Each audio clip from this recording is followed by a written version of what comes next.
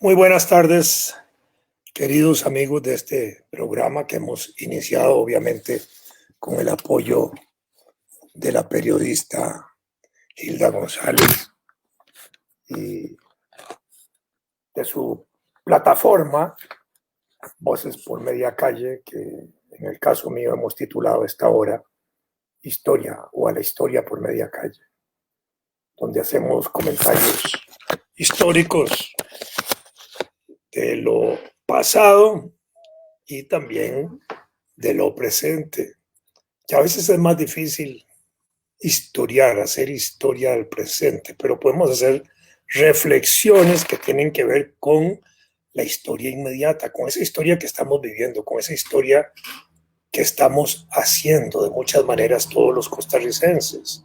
Unos activamente porque desempeñan puestos que les permite actuar, ejecutar e incidir en el desarrollo del país e incidir sobre la población en general. Y otros que no teniendo esas posibilidades directas, o somos víctimas de esas acciones o participamos de ellas de distintas maneras, y en casos como el mío, que también somos observadores, críticos, analíticos, que hacemos reflexión de ese acontecer nacional que nos permita a cada uno de nosotros tener mejores y mayores elementos para poder entender esa situación particular que nos rodea, que a veces nos asfixia, a veces nos alienta, que es la historia inmediata.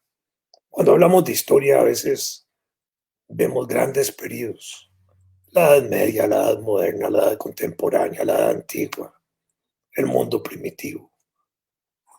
El mundo contemporáneo, incluso en algunos esquemas universales, se proyecta desde la Revolución Francesa hasta hoy. Bueno, y eso tiene sus particularidades.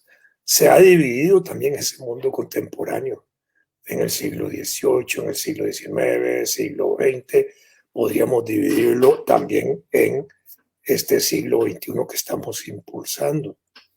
A veces se habla de la historia reciente. En el siglo pasado, siglo XX, con la Revolución Rusa en 1917, se empezó a hablar de los tiempos actuales a partir de 1917. Y se podría hablar de la historia presente, o reciente, más bien reciente, de lo más reciente. Por supuesto que eso significa hacer cortes históricos. Podríamos hacer un corte histórico allá por 1990, cuando inician los planes de los tratados de libre comercio, cuando se acaba la Unión Soviética, hay una nueva situación internacional. Ese es un corte que nos empuja a esta época que llamamos reciente, la inmediata. Hay quienes mantienen eso más específicamente para el siglo XXI.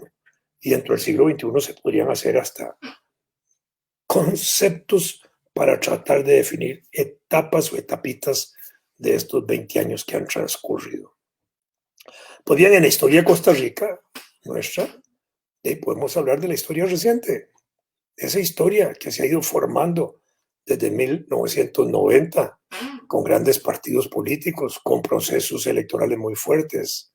Justamente entramos a un proceso electoral nacional, a un proceso político nacional que va a culminar el próximo 6 de febrero.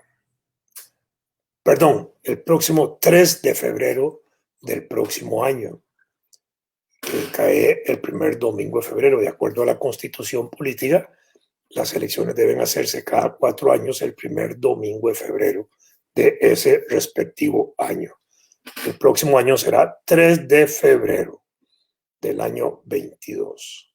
Si en esa ocasión no hubiera los votos suficientes para elegir al presidente en la primera ronda, que se realiza el 3 de febrero, entonces está programada constitucionalmente una segunda ronda para el primer domingo de abril. En esa segunda ronda solo juegan 2 partidos y 2 candidatos, aquellos partidos y candidatos que han sacado el mayor porcentaje electoral en la primera ronda, menor de 40%.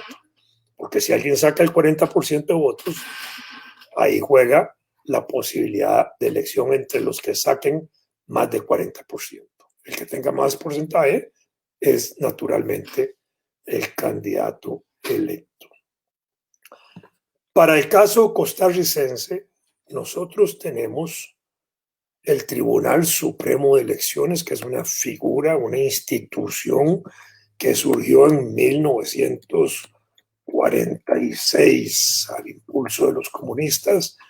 Con el Código Electoral de 1946 se trató de regular de una manera mejor el proceso electoral que entonces en la década del 40 había, aún así con deficiencias muy grandes, y los resultados electorales se pasaban al Congreso, es decir, a la Asamblea Legislativa, para que en definitiva diera el visto bueno al proceso electoral. Pero con la Constitución política aprobada en 1949, a ese tribunal se le dieron atribuciones poderosas, las de organizar, las de dirigir, las de administrar todo el proceso electoral y declarar las elecciones. Declarar las elecciones significa que es el tribunal electoral el que hace el conteo de los votos y el que dice cómo se distribuyeron y dice quién ganó y quiénes no ganaron o quiénes van a la segunda vuelta. Y eso es indiscutible en Costa Rica. No tiene apelación ni discusión alguna el fallo que sobre resultados electorales haga el Tribunal Supremo de Elecciones. Hemos visto recientemente, historia reciente, muy reciente, en Estados Unidos, cómo se impugnan los procesos electorales por distintos medios y de distintas formas. En Estados Unidos, cada estado, son 50 estados, más el distrito capital, tienen su propio proceso de hacer la elección y de contar los votos y de determinar quién gana y quién no gana. Por eso es que en ese proceso electoral que se inició el 3 de noviembre, que culmina mañana, miércoles 20 de enero en Estados Unidos, se produjeron 50 resultados con distintos procesos electorales internos. Y eso permitió que se hicieran apelaciones y discusiones sobre los resultados y sobre la posibilidad de anular votos.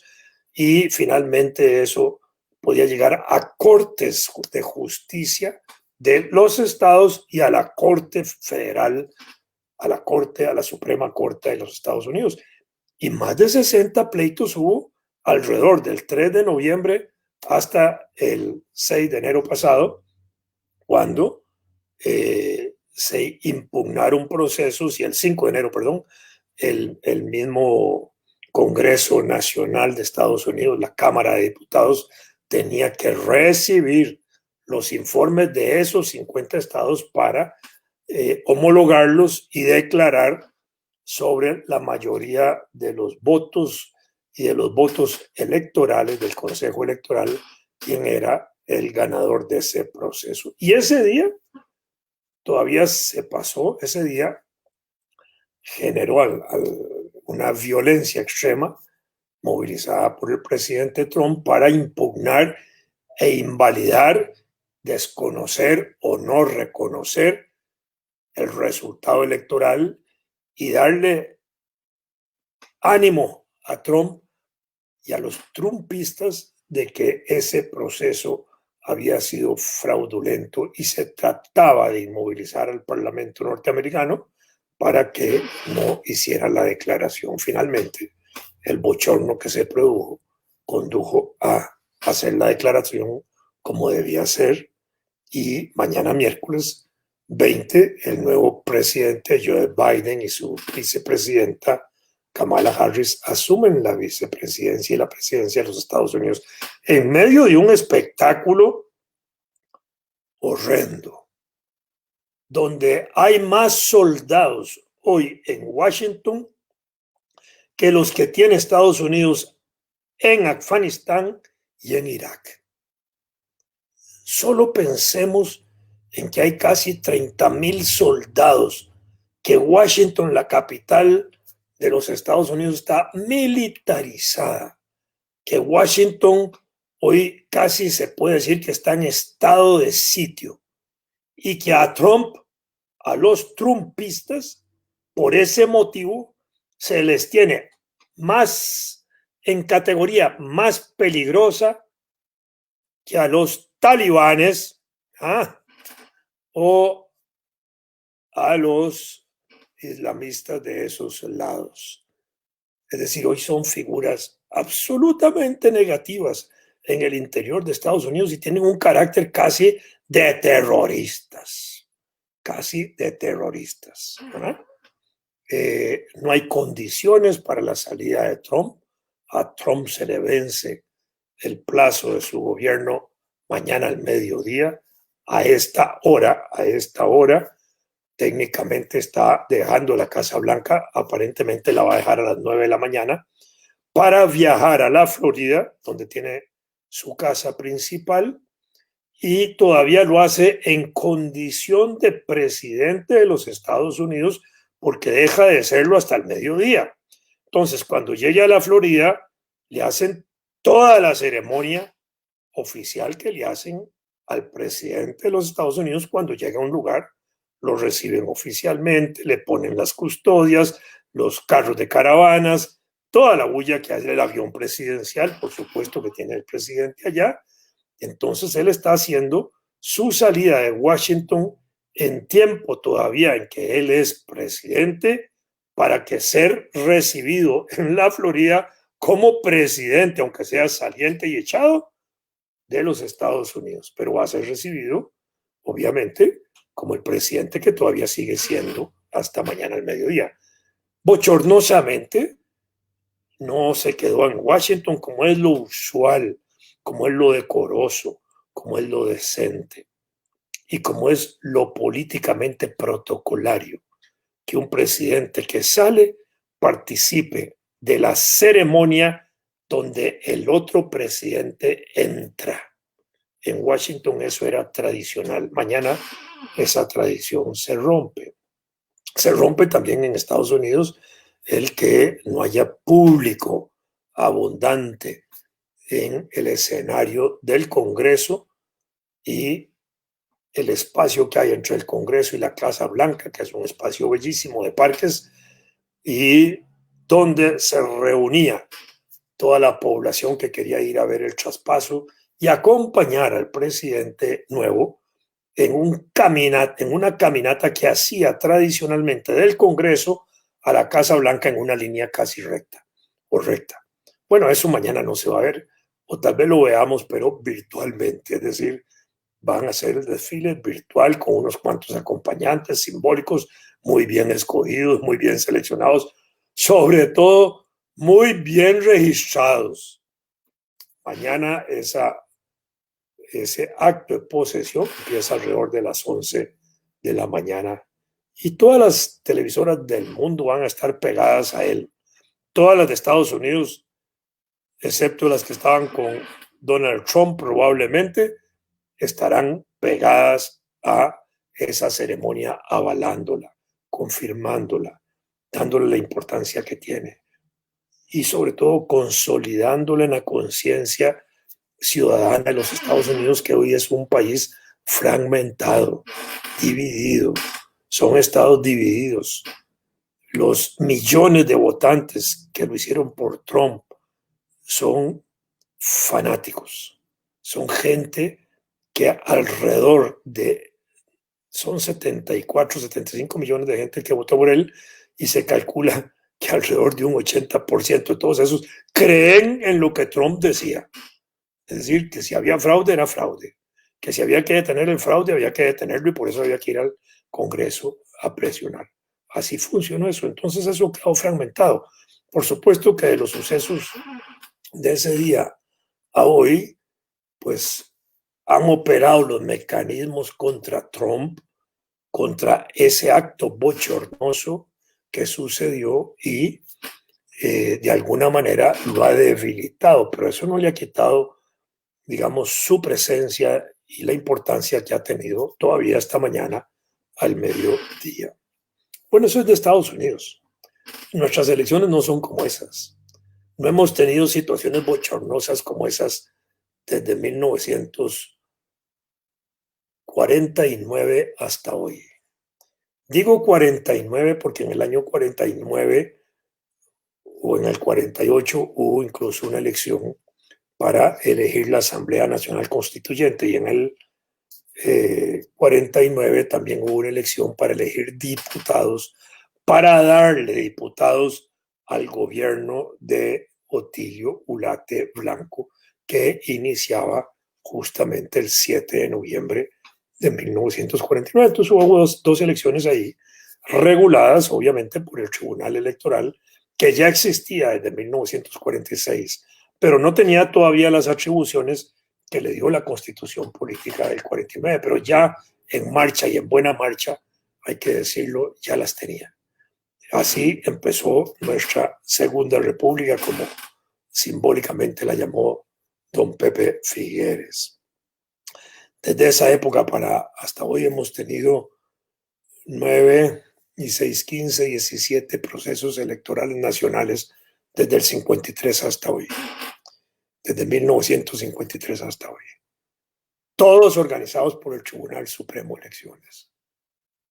En mucho, hay que asegurarlo y decirlo, han sido procesos bastante limpios. ¿Pudo haber habido fraudes en ese periodo? Sí. Fíjense en lo que yo estoy diciendo. Yo fui candidato a la presidencia en el año 98, en el 2002 y en el 2006. Y descubrí que se podían hacer fraudes. Eran fraudes muy finos, muy sutiles, pero que se podían hacer.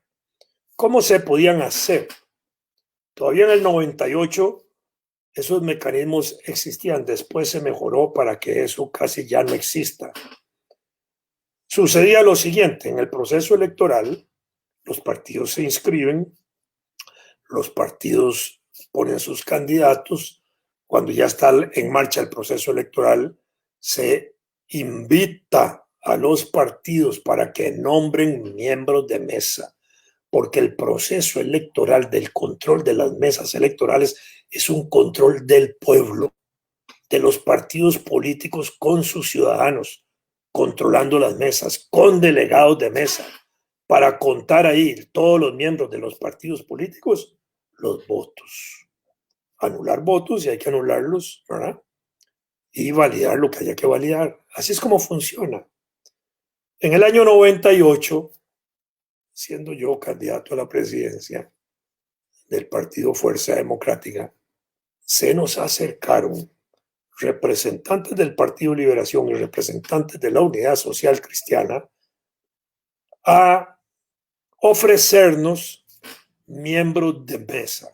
Fíjense en lo que estoy diciendo. Ellos, de esos dos partidos, nos ofrecían a nosotros, del Partido Fuerza Democrática, miembros de mesa, para que esos miembros de mesa que esos dos partidos nos ofrecían fueran a cuidar los votos nuestros.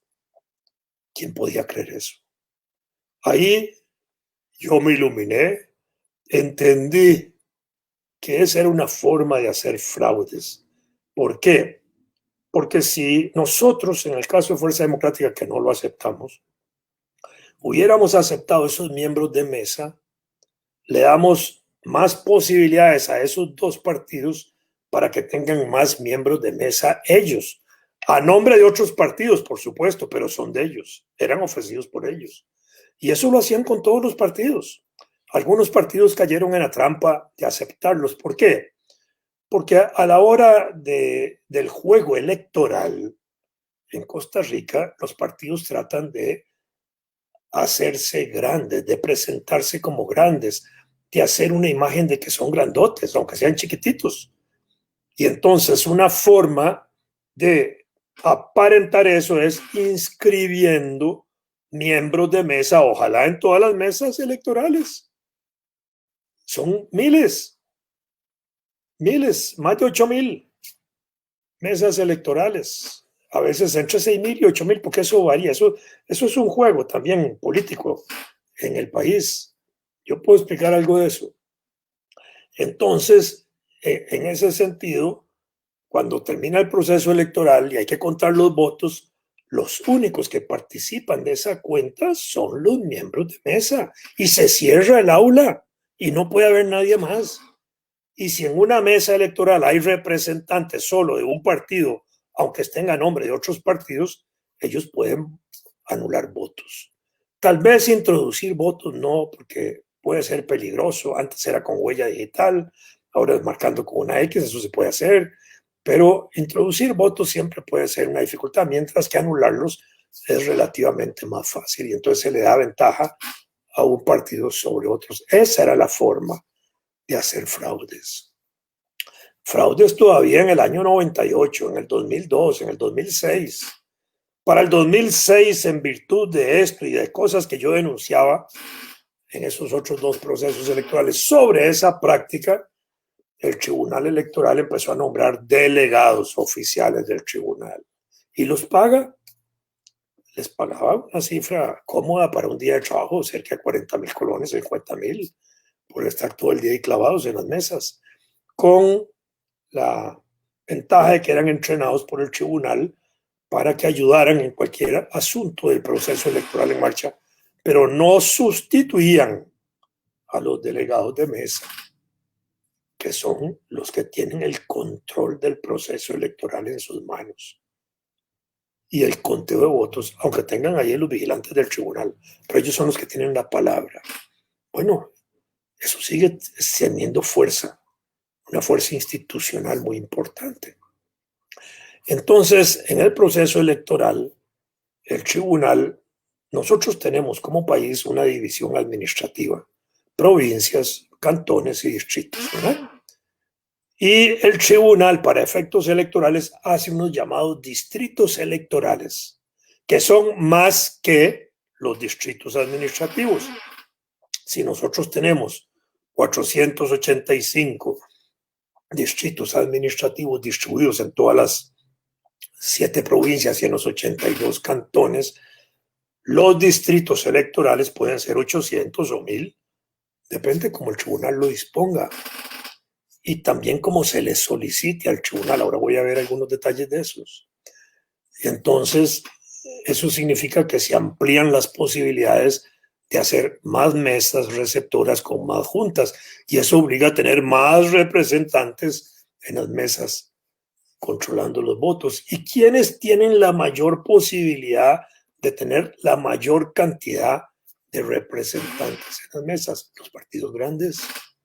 Los partidos pequeños no, tienen unas dificultades enormes y a veces ya ni siquiera nombran un delegado de mesa, nombran un fiscal de la mesa y entonces ahí pasa y pueden meterse al final del proceso electoral a contar los votos, porque el miembro de mesa es un miembro paralizado. En teoría tiene que estar todo el día sentado en la mesa, mientras que los partidos grandes pueden hacer eso y pueden tener hasta 3 turnos o 2 turnos de delegados de mesas, los cambian. Los partidos pequeños no pueden sacrificar a una persona de las poquitas que tienen para que esté clavado, sentado todo el día viendo cómo la gente vota. No, necesita que la gente esté ahí, que los activistas estén en las filas tratando de convencer votos y jalando gente todavía y esas cosas. Ese es el proceso electoral en el país. Bueno, así estamos. A un año, el 3 de febrero, el 3 de febrero próximo, estamos nosotros votando en cuestión de 12 meses. El tiempo se va volando. Ya el gobierno de Carlos Alvarado Quesada se acabó, porque este año desde el gobierno tratarán de ver cómo ilusionan, cómo pintan mejor lo que les queda por hacer, porque eso también les va a ayudar a ellos para su propia campaña electoral. Y la gente, todos los partidos políticos van a estar apuntando las baterías contra ellos, porque el objetivo final va a ser sacar el Partido Acción Ciudadana del gobierno, acabar con el gobierno de Carlos Alvarado Quesada, llevar otro partido y otro presidente al Poder Ejecutivo. Ese es todo el escenario electoral. No hay que engañarse. Todos los partidos, todos aquí los que se inscriban con carácter nacional van a tener las baterías puestas contra el gobierno. Y este año va a ser de agitación política, de decir cosas negativas y feas y de ver qué no cumplió, qué incumplió y de qué forma lo incumplió, si hubo escándalos de corrupción o no los hubo. Todo eso va a empezar a aflorar dentro del ambiente electoral del país y eso es como parte de la vida nacional. Bueno, ese proceso electoral costarricense se regula por un calendario electoral. Justamente hace pocos días el Tribunal Electoral hizo la publicación de su calendario electoral con unas cuantas fechas. Antes era más detallado, muchísimo más detallado. Probablemente el calendario que están publicando es una síntesis del que es general, del que es detallado, porque en el detallado se establecían incluso las fechas en que los partidos tenían que tener ya culminadas sus asambleas nacionales, sus candidatos, las posibilidades de hacer las alianzas y las coaliciones y todo eso. Todo estaba muy bien definido. Hoy no, el calendario que yo he leído esta semana es muy simplón. Tiene unas cuantas fechas. Voy a comentar la que nos interesa, la más inmediata. El proceso electoral es hacia las elecciones del 3 de febrero del 2022. Arranca con la convocatoria, con la publicación del calendario electoral, porque la convocatoria de las elecciones se hace formalmente en octubre. Este calendario es el que fija la hoja de ruta de todos los partidos que quieran participar en las elecciones. Aquí tenemos elecciones de presidente y vicepresidentes y de diputados. Presidente y 2 vicepresidentes y 57 diputados. Un proceso electoral para elegir a 60 personas, nada más. En esas 60 personas, cada partido que participa con intención nacional de ganar el Poder Ejecutivo y elegir los 57 diputados, supongámoslo así, presenta 60 candidatos. Si tenemos 30 partidos participando, son 1.800 candidatos solo en ese escenario donde la gente puede escoger. Bueno, es para que veamos, porque si son 30 partidos con 3 candidatos a la presidencia y a la vicepresidencia, tenemos ahí 90 candidatos. Y después tenemos los 57 diputados por 30. Es otro montón de gente. Y eso sale del pueblo. Y van en listas. Y ahora esas listas son cruzadas, hombre, mujer, mujer, hombre. Y se obliga a que haya un equilibrio de representación en las provincias, de manera que al menos de 7 provincias, al menos 3, estén representadas en el primer lugar por mujeres, en el caso de las diputaciones. Bueno, eso es parte de nuestra democracia. Y eso está fijado en ese calendario electoral, que es el que le señala a los ciudadanos, a los partidos, los plazos y los términos para organizar e inscribir en debida forma los partidos políticos. Ese proceso de inscripción de partidos es complejo, no crean que es tan simple. No se trata solo de conseguir una lista de simpatizantes que lo apoya uno, hay que hacer asambleas. Si es un partido nacional, hay que hacer 82 asambleas cantonales, 7 provinciales y una nacional mínimo. Y si una asamblea por alguna razón falla, hay que repetirla. Y hay que repetirla varias veces hasta que se demuestre al tribunal que es imposible hacerla, porque nadie está obligado a lo imposible. Y el tribunal en ese sentido permite o tolera que esa asamblea imposible de hacer no se haga y no obstaculiza el proceso de inscripción, pero mientras tanto exige que se haga el esfuerzo mayor para que eso se pueda completar de esa manera. De lo novedoso que ha planteado el calendario electoral del tribunal es que el tribunal prolongó del 5 de febrero al 5 de mayo, que siempre es un plazo muy corto, pero imposible de prorrogarlo más, el plazo para inscribir partidos. Si antes había un plazo hasta el 5 de febrero, ahora los ciudadanos tienen hasta el 5 de mayo para inscribir partidos. Bueno, ya es algo, pero aún así, ese es un esfuerzo gigantesco, requiere plata para poder hacer las convocatorias, las asambleas, la movilización de los dirigentes, la reunión de los delegados. Ese es un enredo bastante fuerte que no cualquier partido puede cumplir bien. Por eso es que después vienen las nulidades de los partidos que están hoy inscritos, que no cumplieron bien con todo el proceso y los van limpiando.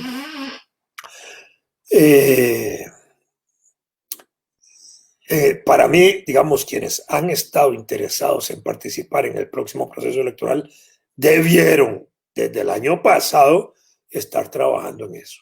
No puede quedarse eso para estos últimos días. Oigo decir, por ejemplo, que hay gente de izquierda interesada en inscribir Pueblo Unido. Eso es como levantar un muerto. Primero hay que reinscribirlo, hay que volver a hacer las asambleas. Ese es un proceso muy engorroso, muy difícil. Bueno, no imposible, sí, no imposible, pero no es fácil, sobre todo si se deja para última hora. Y con las dificultades muchas veces de la misma izquierda, de los grupos y las fracciones, que cuesta mucho satisfacer unitariamente alrededor de proyectos comunes, un programa común, candidaturas comunes, etcétera. Eso es enredado. Y si Pueblo Unido quiere representarse otra vez como una posible coalición de ese archipiélago de grupos de izquierda, puede ser más complejo. Mientras esos grupos de izquierda no sean partidos políticos, no tienen problema, porque requieren nada más un acuerdo político para reunirse, ¿verdad? Y aún así, eso no va a ser fácil. Uno de los partidos importantes de esos de izquierda es Vanguardia Popular, y no ha participado en los últimos 3 procesos electorales. Existe ahí como una reliquia histórica, sí, pero no ha participado. Y eso pierde espacios. Y eso no deja de ser significativo. Entonces, la fecha importante es la del viernes 5 de febrero. Ahora, el 5 de febrero también tiene otro significado importante, y es que es el plazo, el término, o se dice también, para que funcionarios del gobierno, óigase, como los vicepresidentes de la República, todos los ministros, todos los magistrados propietarios de la Corte Suprema de Justicia y los magistrados suplentes del Tribunal Supremo de Elecciones también, quien ocupe la Dirección General del Registro Civil, los directores o gerentes de las instituciones autónomas y el contralor y subcontralor de la República renuncien 5 de febrero para mostrar su respectivo interés si ellos quisieran aspirar o a postularse al cargo de presidente o vicepresidente de la República para el periodo 2022-2026. Entonces, ese grupo de funcionarios, que no es muy grande, pero es voluminoso, tiene hasta el 5 de febrero. De manera que el 5 de febrero veremos con los anuncios de quienes renuncian, quienes de ellos tienen interés de ir a luchar por una diputación, por ejemplo, o porque le han ofrecido una vicepresidencia, o porque le puedan haber ofrecido hasta una candidatura presidencial. Para ser candidato a diputado, los siguientes funcionarios, si a ello también aspiran, deben renunciar a sus cargos 6 meses antes de la elección. Unos tienen el 3 de febrero, pero a otros se les proyecta todavía un placito más, el plazo para que renuncien a sus puestos si quieren ser diputados. La otra es la renuncia para ser candidatos a la presidencia o vicepresidencia. Para ser candidatos a diputados tienen hasta el 6 de agosto. ¿Quién es? El presidente de la República. Fíjense lo que estoy diciendo. El presidente de la República puede renunciar el 5 de agosto para ser candidato a diputado en febrero del 22. ¿Eso es posible constitucionalmente? No le permite ser candidato a la presidencia, pero sí podría ser candidato a diputado. ¿Quién quita un quite para don Carlos? ¿Verdad? Entonces, esa es una situación interesante, ¿verdad? Tampoco puede quien sustituya al presidente en ese plazo. Los magistrados propietarios de la Corte de Suprema Justicia, los magistrados propietarios y suplentes del tribunal, de nuevo el director del registro civil, los militares, así se habla en la Constitución, en servicio activo, los que ejerzan jurisdicción de autoridad civil, antes los gobernadores, algunas autoridades que puedan tenerlo, o de policía, que se extienda a una provincia, los gerentes de las instituciones autónomas y los parientes de quien ejerza la presidencia de la República hasta el segundo grado de consanguinidad o afinidad inclusive. Esos tienen hasta el 6 de agosto para renunciar a puestos si quieren aspirar a candidaturas a diputados. Entonces tenemos dos fechas, una para renunciar para ser candidato a la presidencia y vicepresidencia y otra para ser candidato a diputado. Entonces alguna gente todavía los vamos a mantener ahí en las instituciones del Estado hasta finales de julio, cuando ya ellos mismos afinan con sus partidos y sus amigos de esos partidos si van o no van de candidato y los hacen renunciar para irse a la campaña política a luchar por sus candidaturas. Si de todos estos funcionarios, los vicepresidentes deben renunciar antes del 5 de febrero si quisieran volver a ser candidatos a ese mismo puesto o al de presidente. Fíjense lo que estoy diciendo. No les impide volver a ser candidatos a la vicepresidencia, pero tienen que renunciar el 5 de febrero. No el presidente sí tiene prohibición. Pareciera que igual concepto vale para los actuales diputados, que no tienen más prohibición expresa de que no pueden reelegirse consecutivamente. Es decir, terminan el 30 de abril y seguirían el 1 de mayo. Eso no es posible. Pero no es claro el artículo de prohibición, de manera que a mí me parece que los diputados podrían acogerse de igual manera al plazo de renuncia, ¿verdad? Para poder ser candidatos nuevamente a diputados, porque no pueden reelegirse consecutivamente, pero si renuncian, suspenden su consecutividad, como lo haría un vicepresidente que quiere postularse para ese mismo cargo. Y entonces el diputado podría volver a jugar.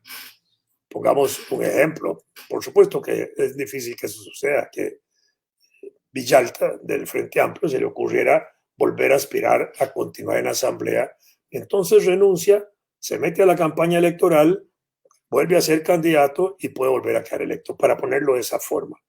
Pero eso no se ha dado, no hemos tenido experiencias de esas electorales. Habría que ver, frente a una situación de esas que no está expresamente prohibida de esa manera, ¿qué haría el Tribunal Electoral? Porque a mí me parece que en ese sentido no hay vuelta de hoja. Pueden jugar por inscrita una papeleta presidencial. Esto es una cosa interesante. Quienes la integran no pueden renunciar a su postulación, ni en la primera ni en la segunda vuelta electoral, en el caso de que lo hubiera, mientras esté todo el proceso electoral en curso y no se hayan hecho las elecciones. O sea que si alguien lo nombran candidato, no puede renunciar. Y aunque él teóricamente renuncia y anuncia que está retirado, aparecerá en la formulita presidencial y aparecerá con posibilidad de que la gente vote por él. Bueno, el 5 de febrero vence el plazo para que los costarricenses, por naturalización, aquellos que se han hecho costarricenses porque su corazón se los pide, porque quieren a nuestro país, porque viven aquí, porque trabajan aquí, por las razones que sea, que se hacen costarricenses, naturalizados. Dice, el 5 de febrero vence igualmente el plazo para que esos costarricenses obtengan la carta que los acredite como ciudadanos. ¿Cuál es la carta que los acredita como ciudadanos? La cédula. Después del 5 de febrero, aunque se entreguen cédulas a esos extranjeros, ya no forman parte de ese padrón electoral nacional, ¿verdad? A efecto de que puedan ejercer su derecho al sufragio en las elecciones nacionales. Esto es muy importante porque así se conoce con certeza cuántos nacionalizados y de qué países pueden ejercer el voto el próximo 6 de febrero del año 2021 y evita los rumores que a veces hacen correr de que migrantes o ilegales fueron inscritos para votar. Recuerdo una elección que decían que no me acuerdo si era en la época de Abel Pacheco por ahí, que decían que en ese momento habían metido como 80,000 migrantes a votar. Eso no es posible. ¿Por qué? Porque requieren estar aquí unos años, requieren hacer un proceso de naturalización. Eso no es sencillo, eso no se puede fraudear, no se puede hacer fraude con eso. Eso es técnicamente imposible, diría yo, para eso. También el 5 de diciembre pasado quedó establecida la división territorial administrativa por parte del Poder Ejecutivo, de manera que seguimos con 7 provincias, 82 cantones y casi 500 distritos. Para hacer una división diferente a eso, se requiere una ley general de la República. Y eso obviamente no se ha discutido, nada más quedó establecida la división de acuerdo a la tradición jurídica institucional. Y esto no se, y esos distritos, esos cantones y esas provincias en este periodo no se pueden variar por ley de la República. Eso es lo que dice. Seguimos con 7 provincias, elegimos diputados por esas 7 provincias. Eso es lo que está fijo, eso es lo que se ha aprobado el diciembre pasado. Esa división administrativa es la que permite al Tribunal Supremo de Elecciones también realizar su propia división electoral que no calza con la división administrativa y que generalmente es más amplia y compleja, sobre las cuales se distribuyen las juntas y las mesas electorales, las que se deben llenar con los delegados de los partidos políticos, como les conté antes, para la vigilancia electoral el día de las elecciones. Entonces fíjense que esto es interesante porque tenemos la división administrativa y ahora tenemos una división electoral más grande. Y cuando tenemos una división más grande, donde va a haber más mesas y más juntas electorales, se van a requerir más miembros de mesa de los partidos que pueden proponerlos y de los partidos que pueden tenerlos directamente en el control de las mesas. Por eso la posibilidad de fraude en ese sentido podría seguir existiendo, hecho en la mesa, con los delegados de mesa. Es la única posibilidad que yo veo de hacer fraude en Costa Rica. Hoy controlado, porque hay delegados del Tribunal Electoral. Ojalá que esos delegados que se inscriben voluntariamente ante el Tribunal Electoral para ser miembros de mesa no los manden los partidos políticos, que además les paga el tribunal para esa función y no los partidos políticos, cumpliendo funciones de los partidos y no del tribunal. Ojalá eso no suceda. Espero que no suceda. Creo que no ha sucedido. Pero bueno, son los riesgos de la democracia. Todavía el 18 de febrero, como último día ante el Tribunal Supremo de Elecciones, se puede solicitar la creación de distritos electorales. Fíjense que estamos el 18 de febrero todavía diciendo al tribunal, queremos que haga más distritos, divida más todavía. Esto generalmente lo han hecho los partidos grandes, no los pequeños, porque no tienen capacidad para eso. Y hasta el 5 de junio todavía, en este mismo campo de distritos electorales, el tribunal todavía puede dividir un distrito en varios distritos, en 2 o más distritos electorales. Ese es un juego. Ese es un juego de chapitas y de matemática que lo usan mucho los grandes partidos electorales. Cuando Cuando el PAC impugnó las elecciones del 2006, que las ganó Oscar Arias por pocos votos. Primero 11,000, después terminaron con una revisión total de votos en 18,000. El PAC impugnó las mesas de Limón, porque ellos no habían tenido representantes en esas mesas que controlaran votos. Por el pleito que se arma, Liberación dice ahí que se cuenten todos, y se volvieron a contar todos, y los de Limón también. Y Liberación aumentó favorablemente el resultado de los votos a favor de don Oscar y disminuyó el apoyo a don Otón Solís. Pero eso demuestra exactamente lo que les he dicho. Todavía en el 2006, Otón Solís, que era miembro del PAC, obviamente, desde el 2002, pero había sido un alto dirigente de Liberación, y Beto Cañas, ya fallecido, que también había sido un alto dirigente de Liberación, que fueron los que impugnaron esas elecciones de Limón, eran los que conocían cómo Liberación hacía esos procesos, por eso las impugnaron. Bueno, aquí dichosamente el resultado fue favorable a las elecciones mismas y a los resultados que ya se habían obtenido. Ese número de juntas y mesas varía de una elección a otra. Eso es muy curioso, porque eso de las juntas obliga al traslado de votantes.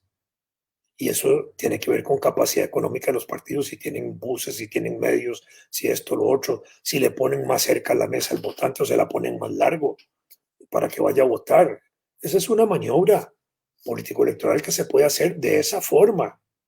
A los partidos pequeños les ponen mayores dificultades de participación con ese sistema que a los grandes, aunque esto se ha subsanado bastante con los llamados delegados electorales que oficialmente nombra el Tribunal de Elecciones para que colaboren con los miembros de mesa y así garantizar que en todas las mesas haya al menos un delegado del tribunal que son funcionarios pagados por el tribunal ese día. El 5 de febrero es también el plazo para que el Tribunal Electoral establezca el monto que el Estado reconocerá de la contribución pública a los partidos políticos por su campaña electoral, tomando en cuenta como base de cálculo el Producto Interno Bruto a precio de mercado, según una certificación que emite el Banco Central. La Constitución dice que se debe dar el 0.19 del Producto Interno Bruto del año tras anterior a las elecciones. Es un montón de plata, 50,000, 60,000 millones. Ya los diputados modificaron eso para que se dé el 0.11%, que siempre es una millonada, 30,000, 40,000 millones. Eso es lo que hay en disponibilidad de distribuir para el proceso electoral. Bueno, ahí está la fecha del 5 de febrero, fecha fatal en ese sentido. Para fortalecer el funcionamiento del Tribunal Supremo de Elecciones en este proceso electoral, se integran 2 nuevos magistrados a partir del 6 de febrero, es un sábado 6 de febrero. Y así el tribunal se constituye con 5 miembros. Este es un tribunal de 3 miembros, pero ahora se constituye con 2 más que se agregan como propietarios durante el periodo electoral. Para darle fortaleza, para darle más capacidad de trabajo. Así los 5 magistrados son la cabeza que en forma exclusiva e independiente de la organización, de la dirección y la vigilancia de todos los actos relativos al sufragio, es decir, de todo lo atinente al proceso electoral que ya está en marcha. Las elecciones nacionales se van a realizar el domingo 6 de febrero del 2022, donde se van a elegir 60 puestos, nada más, como les dije hace un rato, un presidente, 2 vicepresidentes y 57 diputados. Con un montón de candidatos para estas elecciones, ojo con lo que les digo, hay más de 25 partidos nacionales y al menos 8 provinciales inscritos en posibilidad de completar todos los trámites para su debida participación. Voy a darles una lectura a los partidos que están mencionados como eventualmente con posibilidad de participar a plenitud. Son los partidos que están ya inscritos con esa posibilidad. Tienen que completar los procesos. Están los partidos que se llaman Agenda Democrática Nacional, Alianza Democrática Nacional, Cambiemos, Ciudadanos por el Bien Común, Democracia Participativa, Encuentro Nacional, Frente Amplio, Fuerza Nacional, Integración Nacional, Liberación Nacional, Movimiento Socialdemócrata Costarricense, Partido Costa Rica Justa, Renovación Costarricense. Está el Partido Republicano Social Cristiano o Social Cristiana, Social Cristiano. Restauración Nacional, un partido que se llama Salvemos Costa Rica. El Socialdemócrata, oigan, el Socialdemócrata Independiente, que junto con Liberación Nacional son 3 partidos que se disputan la socialdemocracia. Por supuesto que no han hablado de una coalición de partidos socialdemócratas. Si existe el socialdemócrata y el socialdemócrata independiente es porque no están de acuerdo con el Partido Liberación Nacional, ni con sus dirigentes, ni sus candidatos, ni nada. Van 3 diferentes que se llaman a sí mismos socialdemócratas. Otro partido que se llama Todos por Costa Rica, el Partido Unidad Social Cristiana, obviamente, el Partido Unión Costarricense Democrática, Unión Liberal, Unión Pacífica Costarricense, y hay un partido que se llama Vida, así, nada más. Ni siquiera Pura Vida, le pudieron haber puesto Pura Vida, ¿no? Pero no, se llama Vida, así a secas, ¿no? A estos hay que sumar el Partido Liberal Progresista, el de Feinsack, Nueva Generación, el Movimiento Libertario, el otro Partido Libertario que impulsa la exdiputada Natalia Díaz, el Partido de los Trabajadores de John Vega, y los intentos aquí de coalición que se impulsa especialmente por los presidentes Miguel Ángel Rodríguez y Rafael Ángel Calderón Fournier. Este es un esfuerzo interesante, me parece que muy apretado en tiempo, en posibilidad de que se pueda materializar, donde están tratando de convocar en una línea, digamos, centro-derecha humanista, centro-derecha progresista, etcétera, a un montón de grupos en la postura de Miguel Ángel Rodríguez, incluyendo hasta partidos evangélicos. Ya eso es bastante enredado y eso es demasiado conservador. Yo creo que la agenda electoral de la próxima campaña va a ser más progresista en el buen sentido de la palabra, de progreso social. Creo que va a ser el tema central que puede atraer más electores. Por supuesto que una agenda electoral de derecha conservadora puede imponerse y ganar también, claro que sí. En este país eso puede suceder, casi que sucede en Estados Unidos, aquí también. Bueno, en eso está. Así también está el esfuerzo que están haciendo militantes de izquierda de volver a inscribir Pueblo Unido. Pueblo Unido fue primero una coalición de 3 partidos, después se convirtió en un solo partido, ¿verdad? Después ese partido se unió a otros partidos para hacer otras coaliciones. A principios de este siglo, así actuó en el 2002. Los partidos provinciales son Confraternidad Guanacasteca, Ciudadanos por Cartago, Alternativo SOS Costa Rica, sálvenos, ¿verdad? Nuevo Partido Socialista de Cartago, Unidos por Costa Rica, un partido que se llama En Pedazos. ¿Qué mensaje puede dar ese título? Pero está inscrito así. Fuerza Solidaria. Me parece que a nivel provincial está un partido también provincial limonense, socialista limonense, muy interesante, me parece. Sin lugar a dudas, de todos estos habrá dónde escoger después de que se haga la repela de los procesos de inscripción que son rigurosos ante el Tribunal Supremo de Elecciones, que conlleva hacer las 82 asambleas cantonales, las 7 provinciales y la nacional para todos los partidos nacionales, y lo correspondiente a las provinciales con los cantones de sus respectivas provincias y la asamblea provincial, que son todos los procesos engorrosos que son todos, que todos son procesos engorrosos, mejor dicho así, complejos y que exigen mucho trabajo organizativo de los ciudadanos de cada partido. A nivel provincial son aquellos partidos que solo quieren elegir diputados.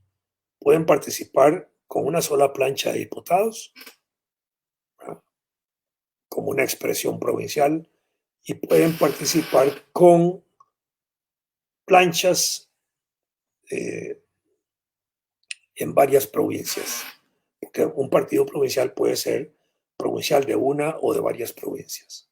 El nacional generalmente es nacional con participación en todas las provincias, pero bien podría no tener representación en una provincia, no tener organización en una provincia.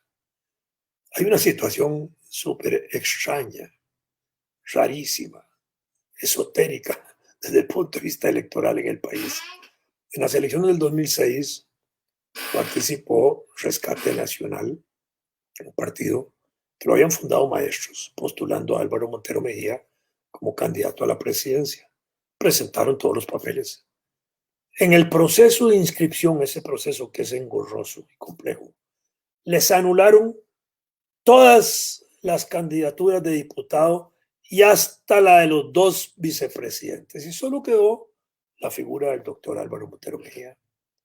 Y esa figura tan extraña, de una papeleta solo con un puesto electoral a elegir a nivel nacional, fue admitida por el Tribunal Supremo de Elecciones.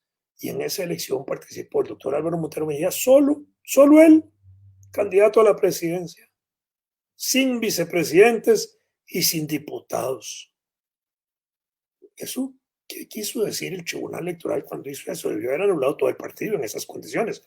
Bueno, no lo anuló, pero eso abrió un marco, para decirlo de esta manera, o una pregunta, para que un ciudadano, uno solo, pueda postularse como candidato a la presidencia sin vicepresidentes y sin candidatos a diputados, con un partido nacional, obviamente, que tiene que hacer asambleas nacionales y cantonales para hacer eso.